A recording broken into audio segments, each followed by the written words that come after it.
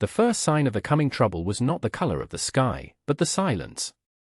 In the small, sheltered valley of Harmony Gulch, late autumn was a time of noise, the sharp crack of axes splitting wood for the winter, the lowing of cattle being brought closer to the barns, the cheerful din of the saloon spilling out onto the dusty street.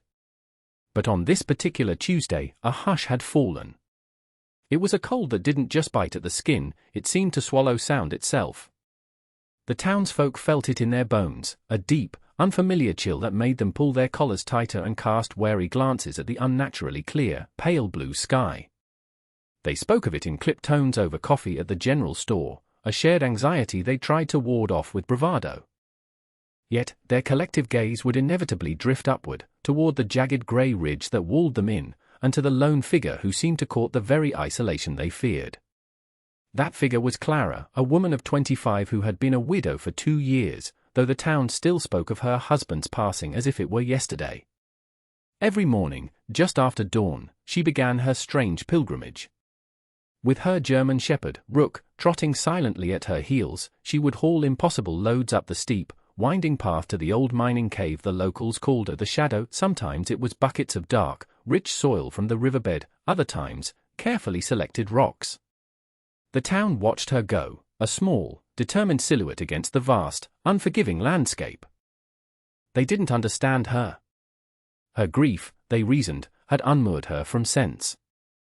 Mr. Abernathy, the proprietor of the town's only general store and its chief purveyor of opinion, leaned against his doorframe, watching her slow, arduous ascent.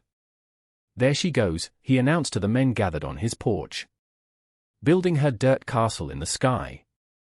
A shame what happened to her husband, but a person has to move on." "Not move up," the men chuckled, a hollow sound in the thin, cold air.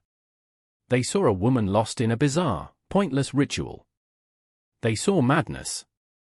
What they failed to see was the quiet, unwavering discipline in her movements, the fierce intelligence in her eyes, and the way her dog, Rook, never strayed from her side, a loyal guardian to a mission no one else could comprehend. They couldn't know that Clara wasn't running from a memory, she was building a fortress against its return. The cold was not just a threat to her, it was a promise, a ghost of a past she refused to repeat. And so, while the town muttered and joked, she continued her work, one heavy bucket, one weary step at a time, preparing for a silence far deeper and more terrifying than the one that was just beginning to settle over the valley. The path to the cave was a treacherous thing, a narrow track of loose scree and stubborn roots that clung to the mountainside. For Clara, it had become a familiar penance. Each step was a testament to her resolve, each burn in her muscles a reminder of her purpose. Rook, ever watchful, would often scout ahead, his paws silent on the rocky ground, his head occasionally turning back to ensure she was still there. The town saw her toil, but they never saw the destination. If they had, their mockery might have turned to sheer bewilderment. The entrance to the Shadow was deceptively small, a dark slash in the rock face partially obscured by a thicket of hardy, high-altitude shrubs. Inside, however, the cave opened into a vast, cathedral-like chamber, its ceiling soaring 30 feet high and its floor stretching back into the deep, quiet dark of the mountain. This was Clara's secret world, a place she was slowly, painstakingly transforming from a dead space into a living sanctuary. Her first and most arduous task had been creating the soil beds. For months, she had hauled bucket after bucket of nutrient-rich earth from the valley floor, mixing it with back guano scraped from the deeper recesses of the cave.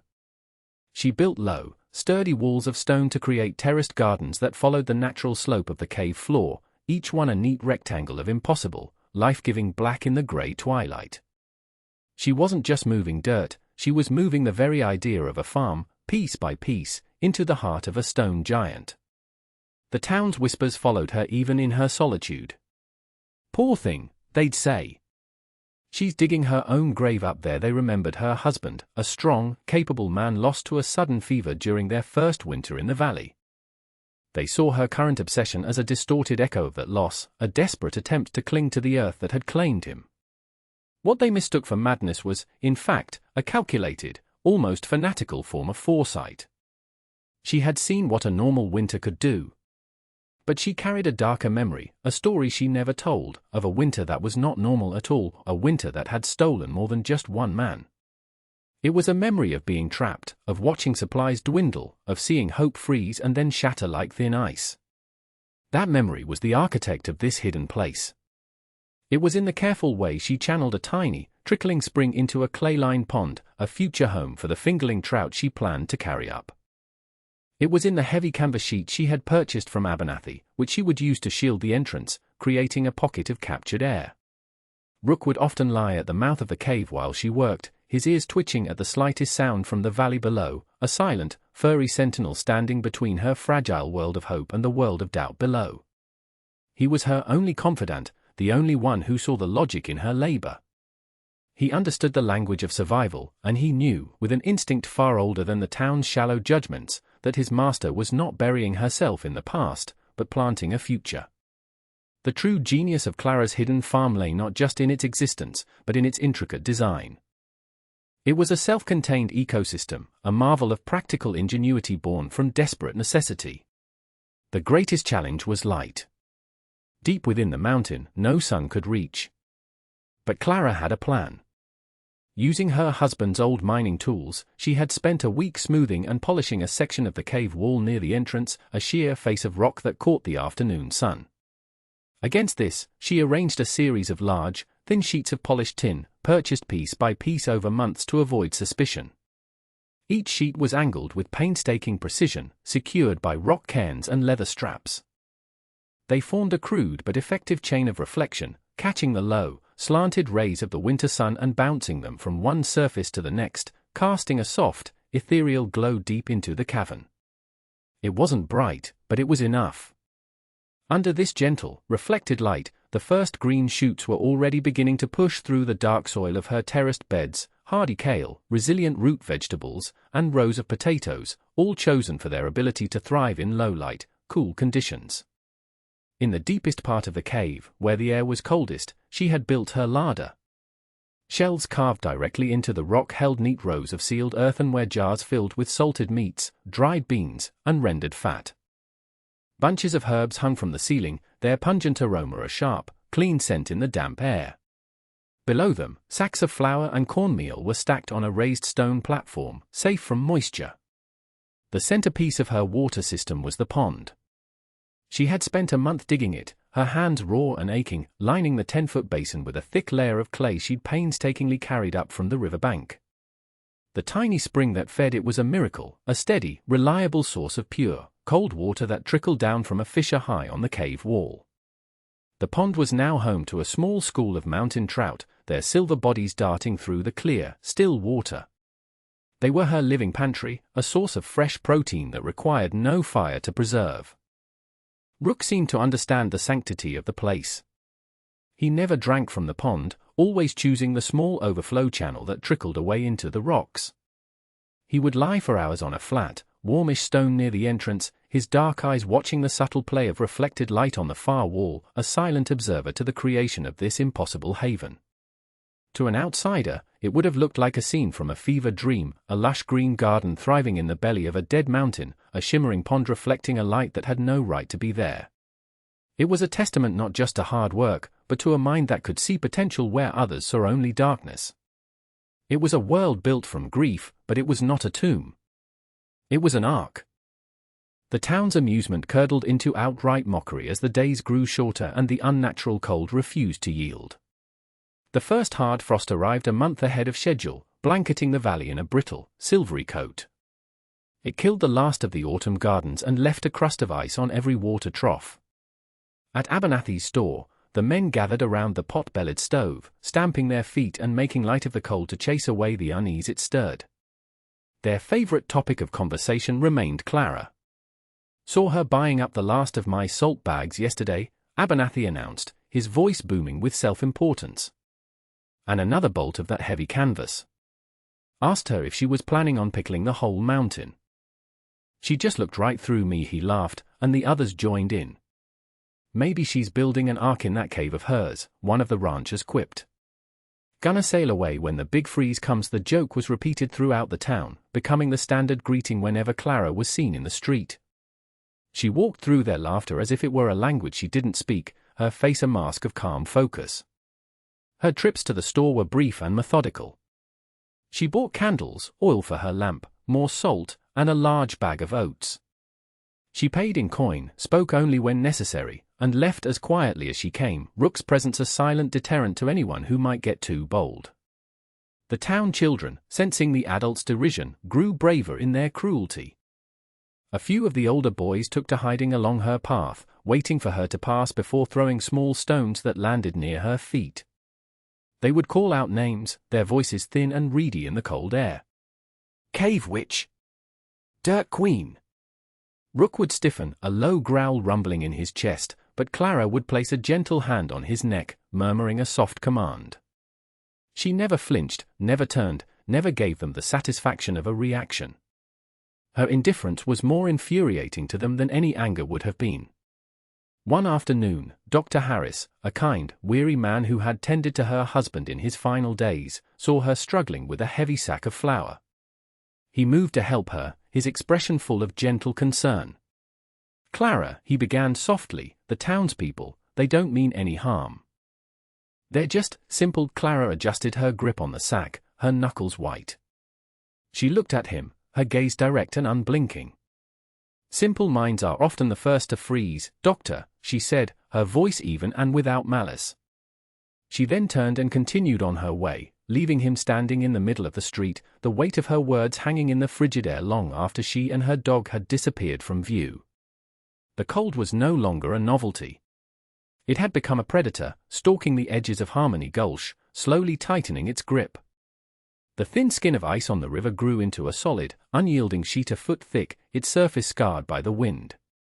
The familiar, comforting rush of water was gone, replaced by an oppressive silence. The ranchers reported losing more livestock, the animals found frozen solid in the fields, their legs stiffly pointing at a sky that offered no warmth. The town's bravado began to crack, replaced by a gnawing, pervasive anxiety. Woodpiles that were meant to last until spring were dwindling at an alarming rate. The very timbers of the houses seemed to shrink and groan in the relentless cold, and a constant, invisible draft seeped through every crack and crevice. People stopped gathering at the general store for idle gossip. Trips into town were now swift, desperate missions for supplies. Their faces, once ruddy and cheerful, were now pinched and pale, their eyes holding a new kind of fear. Clara saw the change. She felt it in the way the townspeople now averted their gazes when she passed, their earlier mockery replaced by a sullen, resentful silence. They were beginning to understand that this was not a normal winter, but they were too proud to admit that the woman they had ridiculed might have known something they didn't. Her preparations were nearly complete. Her final major task was to install a small iron stove in the cave, not for heat. The earth itself provided a constant, cool temperature, but for cooking and boiling water without filling the chamber with smoke. She had purchased the stove months ago, dismantling it and carrying it up piece by piece. The last and most difficult part was the stovepipe. She had to haul the heavy, awkward metal sections up the now icy path, a task that pushed her to the very limit of her strength. Rook stayed closer than ever, his body a solid, reassuring presence, occasionally nudging her with his nose as if to offer encouragement. As she wrestled the final section of pipe into place near the cave entrance, angling it out through a natural fissure in the rock, she saw a flock of geese flying low and erratic over the valley. They weren't flying south, they were flying in confused circles, their calls thin and desperate. A few of them faltered, their wings icing over, and dropped from the sky like stones. A shiver that had nothing to do with the cold ran down Clara's spine. She had seen this before. It was a sign that the air at altitude was so brutally cold that it was freezing birds in mid-flight. The real winter was about to begin. She sealed the canvas flaps at the entrance, leaving only a small opening for her to slip through. Inside, the world of wind and ice was replaced by a profound, earthy stillness. She lit her lamp, its golden glow pushing back the shadows, and looked at her creation. The green shoots in her garden, the clear water of her pond, the stocked shelves of her larder. Everything was ready. She knelt and buried her face in Rook's thick fur, her first moment of rest in months. He licked her cheek, a warm, rough tongue against her cold skin. Outside, the sky began to darken, and the first flakes of a strange, dry snow began to fall. The storm did not arrive with the fury of a blizzard, but with a quiet, insidious finality. It began as a fine, glittering dust that sifted down from a sky the color of slate. The townsfolk, huddled in their homes, watched it coat the world in a thin, shimmering layer. But this was not snow, it was ice. It fell for 2 days without pause, a relentless, whispering curtain of frozen particles that encased everything it touched in a smooth, clear sheath. Tree branches, heavy with the weight, snapped with reports like rifle shots. The sign above Abernathy's store became an unreadable block of ice. The world outside their frosted windows became a distorted, crystalline prison. Then, the temperature plunged. It fell past any mark the oldest residents could remember, past the point of mere discomfort and into the realm of active, life-threatening danger. The cold was a physical presence, a weight that pressed in on the town, seeking out every weakness. It leached the warmth from their homes with terrifying efficiency. Fires that roared in the hearth seemed to produce no heat beyond a few feet. Families were forced to abandon most of their houses, gathering in a single room, wrapped in every blanket they owned, their breath pluming in the air. The river, already frozen, was now a solid road of ice 3 feet deep. The valley was completely sealed off. No one could get in, and no one could get out. Food became the primary currency of fear. The hunters couldn't track game in the frozen, silent woods. The ranchers' remaining cattle, trapped in their barns, began to die from the cold and lack of water. In the town, Abernathy's store was picked clean within days. The shelves that once groaned with sacks of flour, barrels of salted fish, and tins of peaches were now starkly, terrifyingly bare. The initial shock gave way to a dull, grinding despair. The town's social fabric, woven from years of shared routines and casual friendships, began to unravel. Neighbors eyed each other's woodpiles with suspicion. The cheerful greetings were gone, replaced by grim nods. The silence that had once seemed strange was now the normal state of things, broken only by the howling of the wind and the desperate, hacking coughs that echoed from multiple houses. Clara, sealed within her mountain sanctuary, was aware of the storm only as a muffled roar beyond her canvas door. Inside the cave, the temperature held steady at a cool but survivable 50 degrees, the massive bulk of the mountain insulating her from the lethal cold outside. She had a routine: tend the gardens, feed the fish, check her supplies, and keep a low fire burning in her small stove. The air was filled with the smell of warm stew and damp earth. Rook, who had been restless for the first few days, had settled into a calm vigilance, content to lie by her feet as she read by lamplight. She was safe. She was warm. She was fed. But she was not at peace. She would stand near the canvas flap, listening to the wind, her thoughts drifting down to the silent, frozen town below. She thought of the faces of the children who had thrown stones, now lightly pale with cold and hunger. She thought of Mr. Abernathy's booming laughter, now surely silenced. She had built this place to save herself from a memory, but she was about to discover it was meant for something more. A week bled into 2. The initial shock of the deep freeze in Harmony Gulch gave way to a slow, creeping horror. The cold did not relent. It was a permanent fixture, a new and terrible season that had no name and no end in sight. The town had become a ghost of itself. The only signs of life were the thin plumes of smoke that rose from a few chimneys, each plume weaker than the last as wood supplies dwindled to nothing. People were burning furniture, fence posts, anything that would catch a flame. But the hunger was worse than the cold. Families were rationing their last handfuls of flour, boiling leather from boots to make a thin, greasy broth. The vibrant, self-sufficient community had been reduced to a collection of cold, starving individuals, trapped in their icy tombs. The first death was an old rancher who lived on the edge of town. He was found in his chair, a half-burnt log in his cold fireplace. The news spread not as a shock, but as a grim confirmation of their fate. Then, the sickness began. It started in the children, a harsh, rattling cough that settled deep in their lungs. Dr. Harris's small clinic was overwhelmed. He had a handful of sick, whimpering children and their terrified parents, but his medicines were long gone. His shelves were as bare as Abernathy's. All he could offer was a blanket and a few useless words of comfort. It was the plight of the Miller family that finally broke the town's paralysis of pride. Their youngest daughter, a small, bright-eyed girl named Sarah, had fallen gravely ill. Her fever raged, but her skin was cold to the touch. Her breathing was a shallow, painful rasp. Her parents sat with her, helpless, watching the life drain out of her. Dr. Harris stood over the girl's cot, his face etched with despair.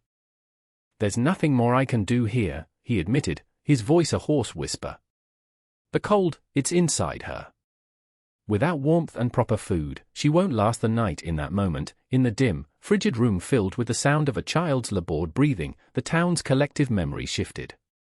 Every head, as if pulled by a single string, turned to look out the frosted window, up toward the dark, imposing ridge. They thought of the strange widow and her dog. They thought of her endless trips up the mountain, of the dirt and rocks, the salt and canvas. They thought of their jokes, their laughter, their scorn. And for the first time, a different thought took root. What if she wasn't mad? What if she was the only sane one among them? Mr. Abernathy, who had been the loudest of the mockers, was there. His face was gaunt, his usual bluster replaced by a hollow-eyed fear. He looked at the sick child, then at the doctor, and then at the faces of his neighbors. The shame was a palpable thing in the room. He was the one who had led the chorus of ridicule.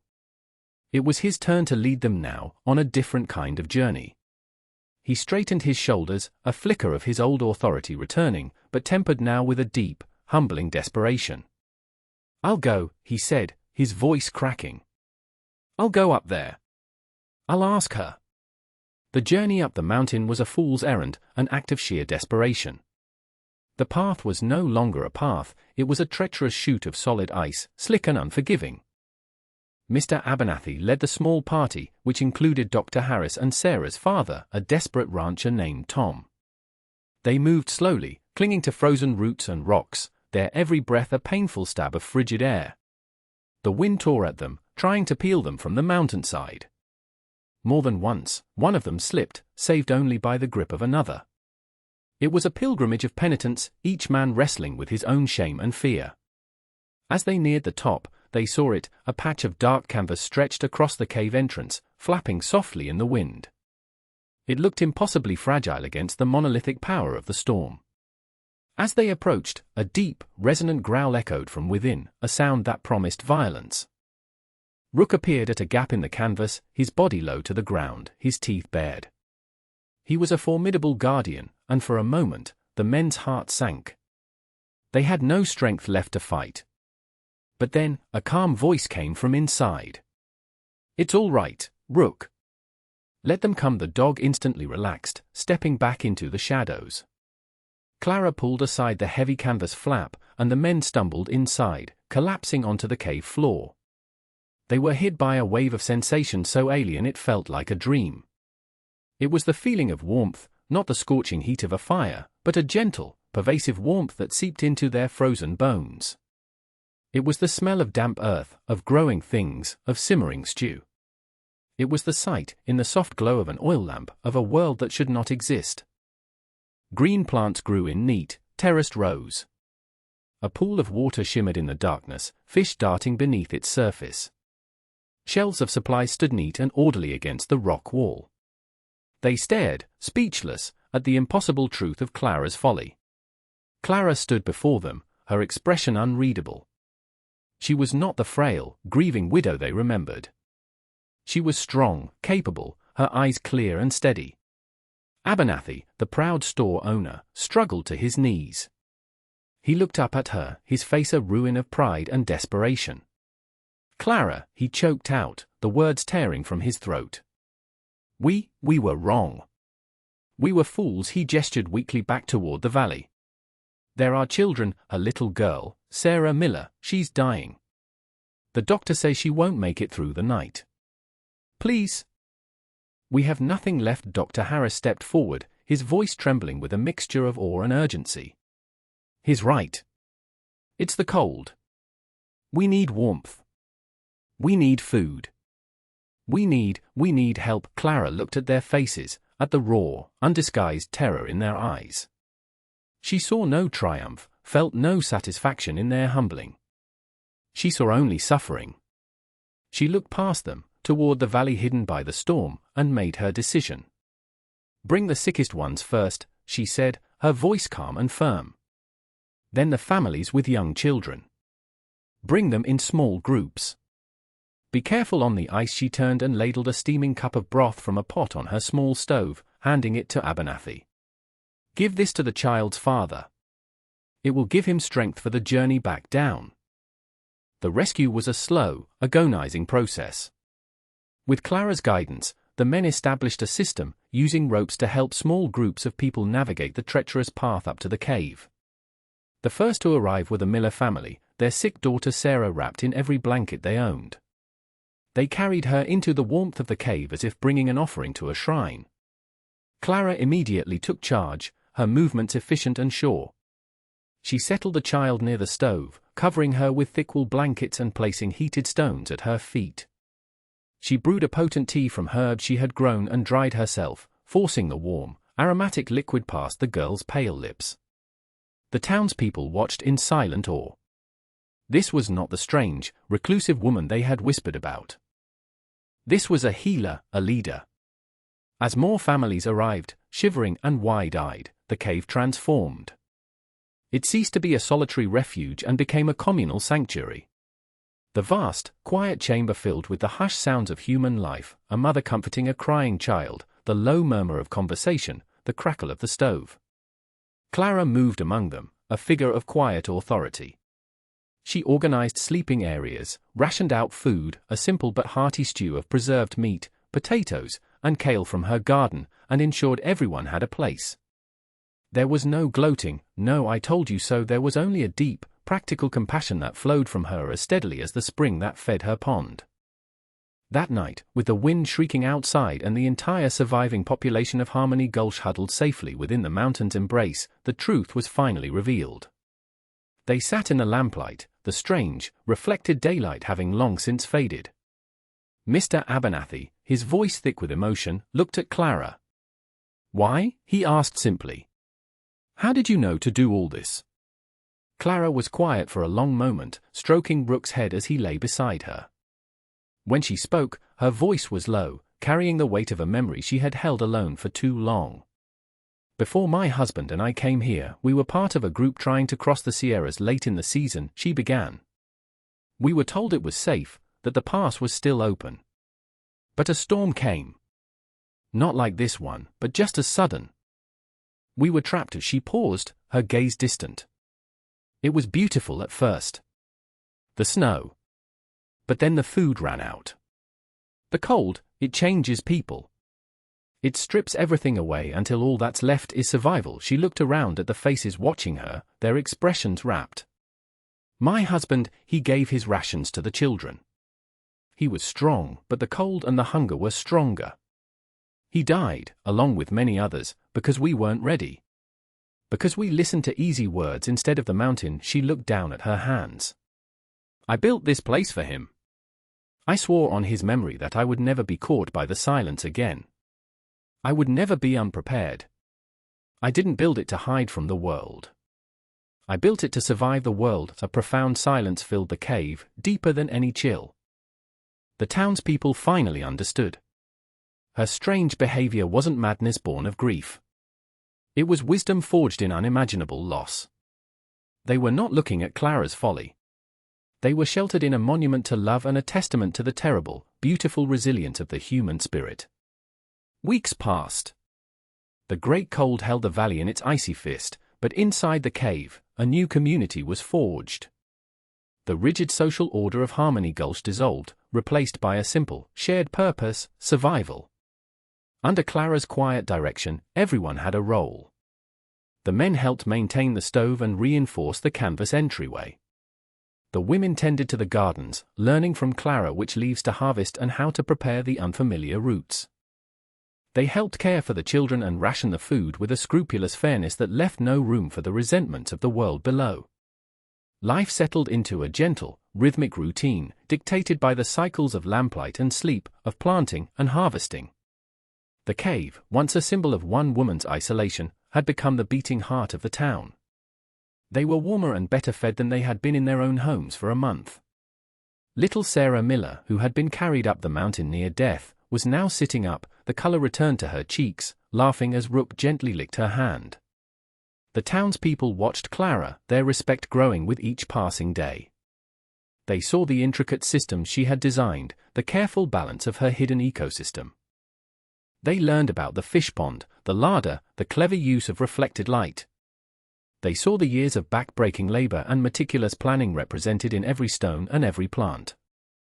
Their old world of gossip and judgment seemed a lifetime away, a foolish, shallow place they were not eager to return to. The thaw, when it finally came, was as gradual as the freeze had been sudden. It started with a subtle shift in the wind, a softening of the air. One morning, they heard a new sound, the gentle drip, drip, drip of melting ice. Over the next week, the temperature climbed. The thick armor of ice that had entombed the valley began to crack and groan. The river, with a mighty roar, broke free of its prison. The survivors emerged from the cave, blinking into a weak but hopeful sunlight. The valley below was a wreck. Homes were damaged, barns had collapsed, and the landscape was scarred and barren. But it was their home, and they were alive. The work of rebuilding began immediately, but it was different now. There was a unity, a shared sense of purpose they had never known before. They worked together, clearing debris, repairing roofs, and taking stock of what they had lost and what they had retained. They no longer saw Clara as an outsider.